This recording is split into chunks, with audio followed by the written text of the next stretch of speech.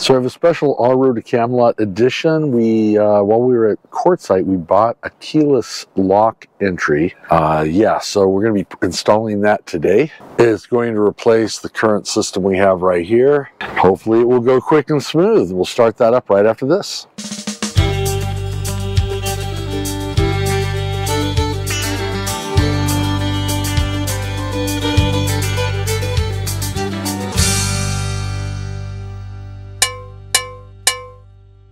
So as always, I've done a lot of research on this one, and this was a lot of high reviews on this. Had a lot of friends that actually use the same system. What we bought was the RVLOCK Keyless Entry. The one we bought, it's all metal parts, and it came with 2 key fobs, and this is going to be our opening the box. This is our unboxing. Well, the outer sleeve did not open quite as easily as it should have, as you can see. But once we were able to open the box up, we were able to check out the insides.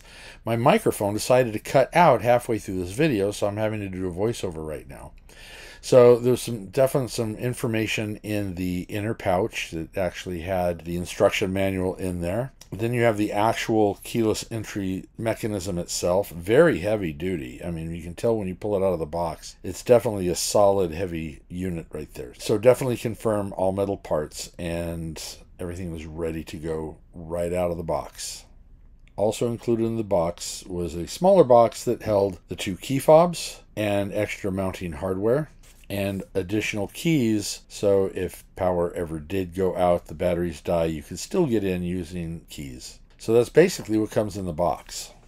So the new lock actually came assembled with the 2 parts together, so I just need to take the main screws out in order to start the install. So I'll go ahead and do that right now. So I'm not really sure what's going on with my microphone. I have an external microphone I'm using with my GoPro right now, and for some reason in the middle of each video it's cut out, so I'm going to have to basically do voiceover again and go in and figure out what is happening with this microphone. But that's a whole different how-to video. So once I get the screws out, I'm able to pull the 2 pieces apart, and the wires were not connected yet, and that's how it should be. So now it's a matter of pulling the old lock out of the door. So we still have the same 4 screws holding that in. So we're just going to go ahead and pull those 4 screws out. That will take the whole back cover off of the existing lock. Once that back cover is off, we then need to remove the 2 screws on the side plate, and then the actual main lock mechanism can be removed. When installing the new hardware, you need to make sure that you push the lock in at an angle and pull the wires through first so the wires do not get hung up and pinched in the mechanism. You then will need to attach the side plate, and when you're doing this whole installation, do not tighten the screws all the way until you have everything set. You will need to make adjustments before you do the final tightening. And the entire time as well, make sure that the wires on both sides are not getting pinched in the mechanism.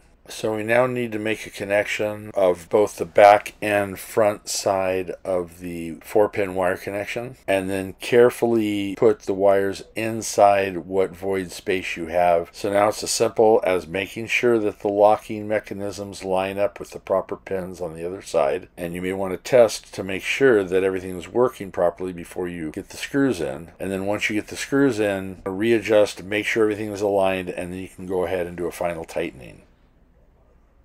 So after reviewing the rest of my footage, I'm going to have to reshoot this part of the video, which you wouldn't have known, but yeah, I was having a horrible time with the microphones. Anyway, so what's going to be happening is I'm going to finish up showing you how to program the door for a passcode, as well as programming your key fobs. So I kind of noticed as I was doing the programming that there were some issues with what it was explaining on how to reset. If you push in and hold it for a number of seconds, 10, 15 seconds, it will beep and allow you to reset the numbers. So if you forgot your passcode number, you can always reset that.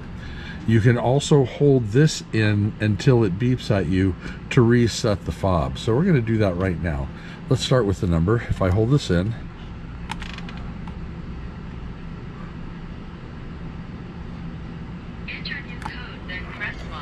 so it just prompted me to enter a new code and then press the lock button. So I'm not going to show you my code, but I'm going to go ahead and type it in.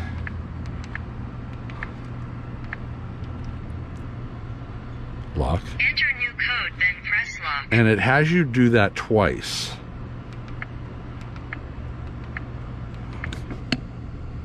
New code accepted.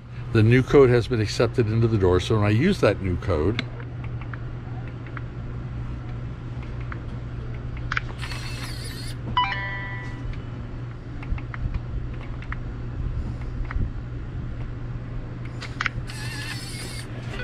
so as I enter it in, it will unlock and lock. What happened in between when I hit those numbers, I didn't hit the numbers, I hit unlock, it would not unlock. That's a good thing. Okay, let's do the key fobs. Both key fobs are programmed the same way, and you actually have two different numbers on the key fob. You have yellow is number 1, black is number 2. You can actually program two different locks into the key fob. So now I'm going to go ahead and reset the key fob. This switch should be on whenever you're programming or wanting to use the key fob. If you're leaving for some reason you don't want the key fob to be activated, you can shut that off and the key fob will not work. But if I turn it on, I'll go ahead and hold the button in.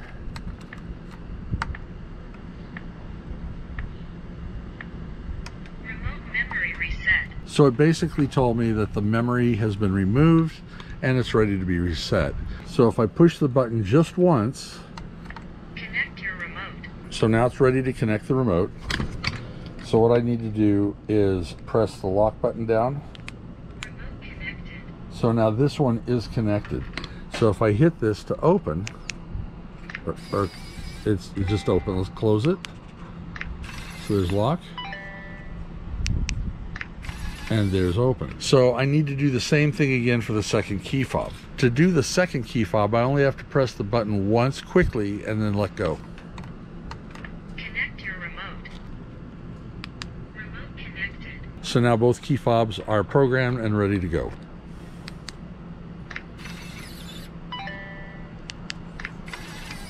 And that's really all there is to it. It's really a pretty simple process all the way around.